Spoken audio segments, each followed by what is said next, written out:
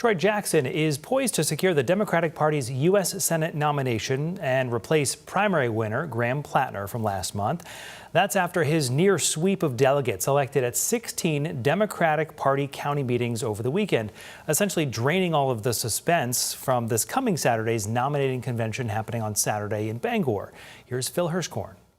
Hell no to the status quo! At the Democratic Party's delegate selection meetings, Troy Jackson supporters like York County Commissioner Justin Chenette rallied around Jackson's platform. He's ready to ban politicians from trading stocks. And we're going to ensure that billionaires finally pay their fair share so that working class families can not only get by, but they can thrive. The Maine State Nurses Association is one of many unions backing Jackson. Co-president Kellyanne Brennan was elected as a York County delegate.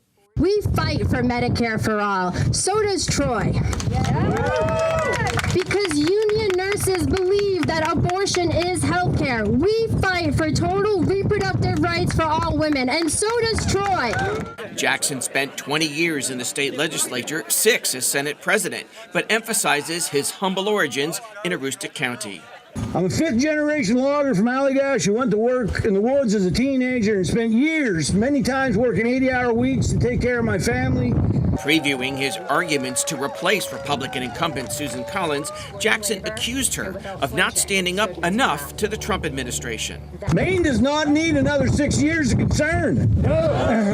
We need courage, we need a fighter, and we need someone who remembers exactly who sent them to Washington. Jackson's team made sure his supporters at each meeting had the campaign's list of preferred delegates and told them vote for every name on this slate and no other names. The strategy worked. Jackson now claims allegiance of 480 of the 500 delegates chosen, 96%. As a result, rivals Shenna Bellows, Nirav Shah, Jordan Wood, and Dan Kleban ended their campaigns. Movements are not built on debate stages. They are built in union halls, they are built at kitchen tables, and they are built in county meetings on picket lines and conversations between neighbors.